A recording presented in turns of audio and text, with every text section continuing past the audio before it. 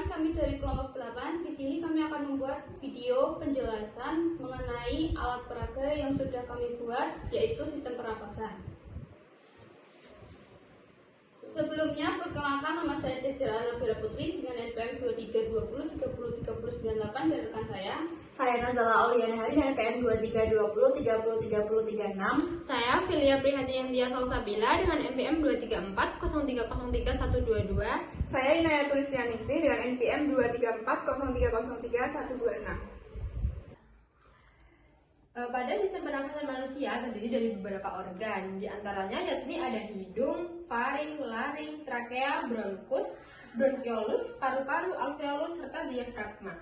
Nah, yang pertama, udara masuk melalui rongga hidung. Nah, di dalam rongga hidung terdapat rambut-rambut halus yang berguna untuk menyaring udara yang masuk. Nah, kemudian udara yang masuk akan melewati faring atau tenggorokan. Nah, disinilah terjadinya penyilangan antara makanan dan udara yang masuk. Kemudian melewati laring dan kemudian akan melewati trakea dan bronkus. Nah, dua cabang ini diibaratkan sebagai bronkus. Dan di dalam bronkus terdapat cabang-cabang kecil yang sering disebut dengan bronkiolus. Nah, fungsi dari bronkus dan bronkiolus yakni untuk menyediakan jalur udara yang masuk dan keluar untuk menuju ke paru-paru. Ketika udara masuk ke dalam paru-paru, di dalam paru-paru ini terdapat alveolus yang diibaratkan oleh balon. Nah, fungsi dari alveolus ini merupakan tempat pertukaran antara oksigen dan juga karbon dioksida. Selanjutnya yaitu ada diafragma yang diibaratkan oleh plastik yang membungkus alveolus atau balon ini, yang dimana merupakan sumber otot utama yang digunakan untuk pernafasan. Selanjutnya, ketika pertukaran udara selesai, maka udara yang berisi oksigen akan dibawa pembuluh kapiler menuju jantung yang kemudian akan disebarkan ke seluruh tubuh. Kemudian, udara yang berisi karbon dioksida akan dibawa ke atas melalui trakea, laring, faring, lalu keluar melalui hidung. Nah, udara yang keluar dari hidung merupakan karbon dioksida. Di sini terdapat botol yang berisi udara. Nah, ketika botol ditekan, maka udara akan masuk ke dalam balon dan diibaratkan sebagai alveolus. Nah, ketika botol ditekan, maka udara akan masuk ke dalam alveolus sehingga mengakibatkan alveolus akan mengembang. Hal ini disebut juga dengan proses inspirasi. Proses inspirasi yang pertama yaitu kondisi otot tulang rusuk dan diafragma akan berkontraksi. Kemudian volume rongga dada dan paru-paru akan membesar. Nah, diafragma akan turun ke bawah dan sangka tulang otot akan membesar sehingga mengakibatkan tekanan udara di dalam paru-paru akan lebih rendah dibandingkan dengan tekanan udara di luar paru-paru. Ketika botol tidak ditekan lagi, itu sama halnya kita mengeluarkan udara. Alveolus akan mengempis dan hal tersebut disebut dengan ekspirasi. Proses ekspirasi yang pertama adalah otot tulang diafragma dan paru-paru akan berelaksasi. Yang kedua, volume udara dalam paru-paru akan mengecil, sangkar tulang rusuk akan mengecil, dan tekanan udara akan keluar melalui hidung. Nama saya Atika dari SMP Negeri 1 Sawangan, kelas 9. Ini merupakan alat peraga pernafasan yang sudah selesai disusun.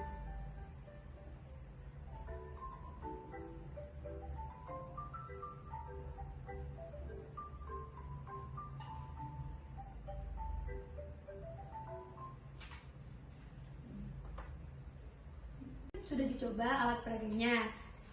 Saat balon mengembang, itu dinamakan dengan inspirasi atau masuknya udara ke paru-paru. Sedangkan saat kita mengeluarkan udara dengan mengempeskan botol pompa, itu sama dengan ekspirasi atau keluarnya udara melalui hidung.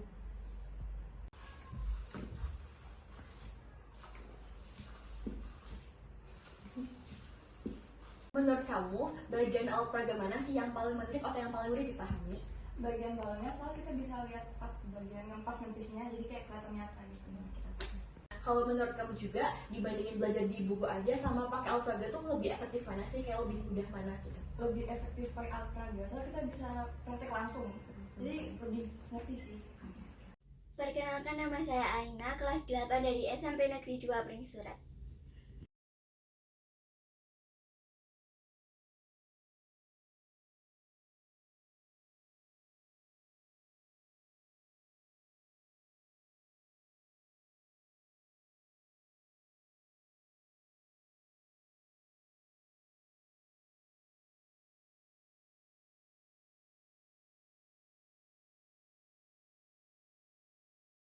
menurut kamu, apakah alat peraga ini membantu kamu lebih mudah memahami sistem pernafasan? Mengapa? Iya, karena bisa dilihat langsung pergerakannya, nggak cuma dibayangin aja. Terus bagian mana sih dari alat tersebut yang paling menarik atau mudah dipahami? Yang bagian balon, karena bisa dilihat pas balonnya itu mengembang sama mengembis. Kalau dibandingkan dengan hanya belajar dari buku, mana yang lebih membantu kamu belajar, alat ini atau dari buku? Kenapa? Yang alat ini karena bisa dilihat langsung, nggak cuma dibaca-baca aja kan, pahamnya itu lama gitu loh. Kasih. Video tutorial penggunaan dari kami, kurang lebihnya mohon maaf. Wassalamualaikum